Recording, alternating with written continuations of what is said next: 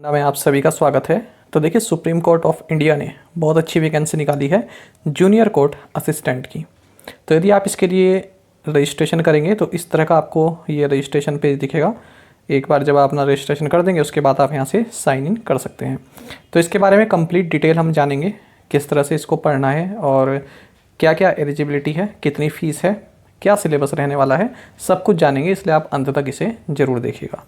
और ये जो पूरा रिक्रूटमेंट है, इसका जो एडवर्टीज़मेंट पीडीएफ फाइल है वो मैं आपको टेलीग्राम पर शेयर कर दूंगा। तो हमारा जो करंट अफेयर्स फंडा नाम से टेलीग्राम है, इसको आप ज्वाइन कर लीजिएगा और जो भी इस रिक्रूटमेंट से संबंधित अपडेट्स होंगी वो भी आपको हमारी इसी चैनल पर पता चलती रहेंगी। तो करंट अफेयर्स फंडा आप सर्च कीजिएगा टेलीग्राम पर, हमारा चैनल आपको मिल जाएगा।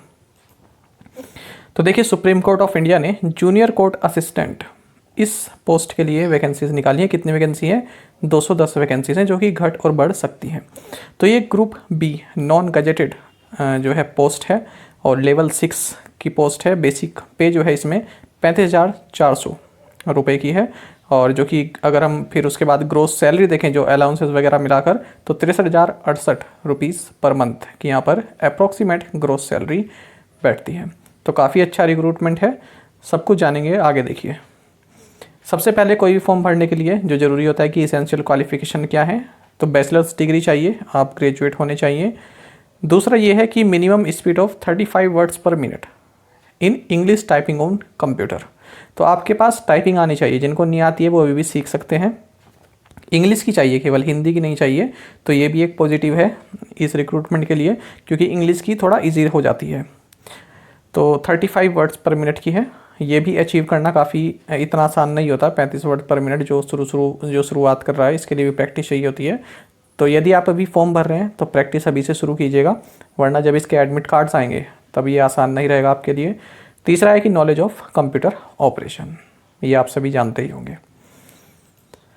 आगे देखें एज के बारे में। तो देखिए, एज का भी यहाँ पर आपके लिए पॉजिटिव है कि 18 ईयर्स से कम का नहीं होना चाहिए और 30 ईयर्स से ज़्यादा के नहीं होने चाहिए। कब तक? 1/7/2022 तक। तो देखिए, 30 ईयर्स ऑफ एज यहाँ पर मैक्सिमम बताइए। तो ये भी एक पॉजिटिव है आप लोगों के लिए, क्योंकि कई बच्चे जो है कई रिक्रूटमेंट में 27 साल 28 साल इस तरह से आती है, तो वहाँ पर चूक जाते हैं। तो यहाँ पर 30 ईयर्स ऑफ एज इन्होंने दिया है। बाकी जो एज में रिलैक्सेशन होता है कैटेगरी के हिसाब से, वो यहाँ पर मिल जाएगा। बात करते हैं स्कीम ऑफ एग्जामिनेशन की। तो क्या क्या आने वाला है इसके बारे में जानेंगे। तो देखिए, ऑब्जेक्टिव टाइप क्वेश्चन पेपर आएगा, मल्टीपल चॉइस आंसर्स होंगे और 100 क्वेश्चंस रहेंगे। अब इन 100 क्वेश्चंस में क्या क्या रहेगा? 50 नंबर की तो जनरल इंग्लिश क्वेश्चंस रहेंगे, जिनमें कॉम्प्रिहेंसिव सेक्शन भी रहेगा। 50 ही हो गए, और बाकी के 50 को आप दो पार्ट में बांट सकते हैं। एक तो है 25 नंबर का जनरल एप्टीट्यूड क्वेश्चंस, और दूसरा है 25 नंबर का जनरल नॉलेज क्वेश्चंस वाला पार्ट।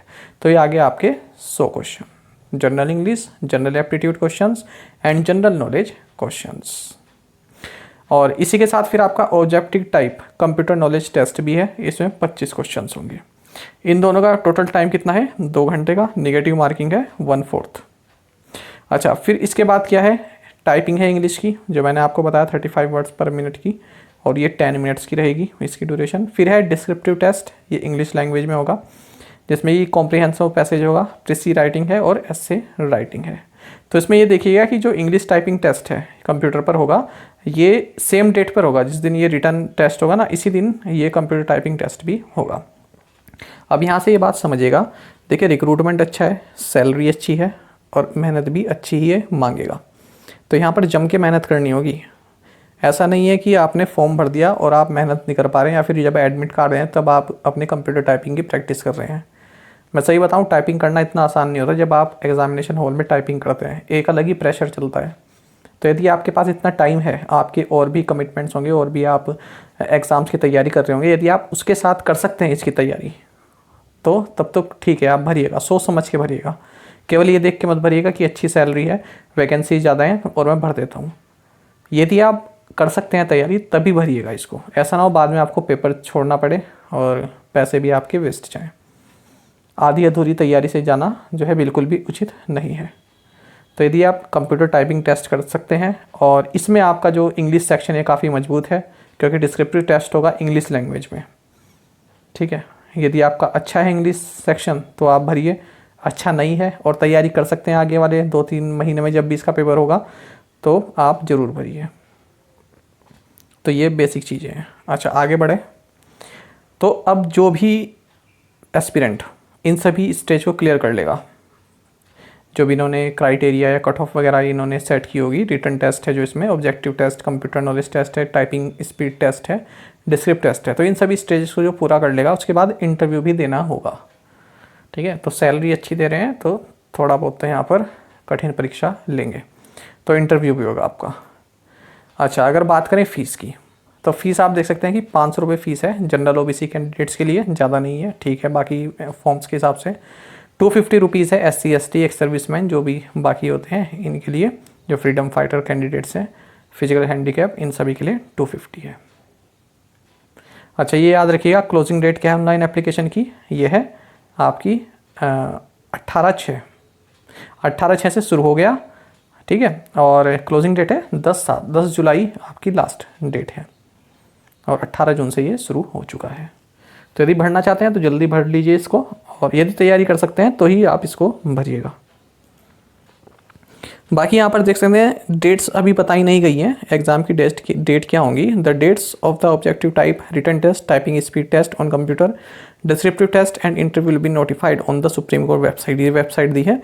अच्छा इनके जो पेपर होते हैं ना, जो सुप्रीम कोर्ट निकालते हैं, तो ठीक टाइम पर हो जाते हैं, ऐसा नहीं कि बहुत लंबा खींच रहे हैं। तो यदि जुलाई की इन्होंने कट ऑफ डेट दी है फॉर्म भरने की, तो मान के चलिए कि अगस्त के अंत में या फिर सितंबर के अंत में या सितंबर के महीने में हो जाएगा एग्ज़ाम आपका, ठीक है। तो भर सकते हैं आप इसको यदि मेहनत कर सकते हैं, यदि वो परिश्रम आप कर सकते हैं तो ज़रूर भरिएगा।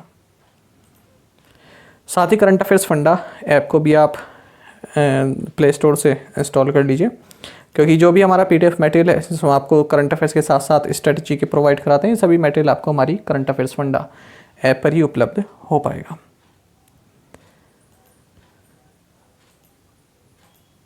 साथ ही यहाँ पर हमारे करंट अफेयर्स की प्लेलिस्ट भी दी गई है, इसको आप ज़रूर देखें और अपने दोस्तों के साथ, फेलो एस्पिरेंट के साथ हमारे करंट अफेयर्स को शेयर ज़रूर करें। और कमेंट बॉक्स में यदि आपका कोई भी डाउट है इस रिक्रूटमेंट से संबंधित तो ज़रूर पूछिएगा, और टेलीग्राम जरूर ज्वाइन कर लीजिएगा, क्योंकि वहाँ पर हम आपको इसके रिगार्डिंग अपडेट देते रहेंगे। Thank you guys.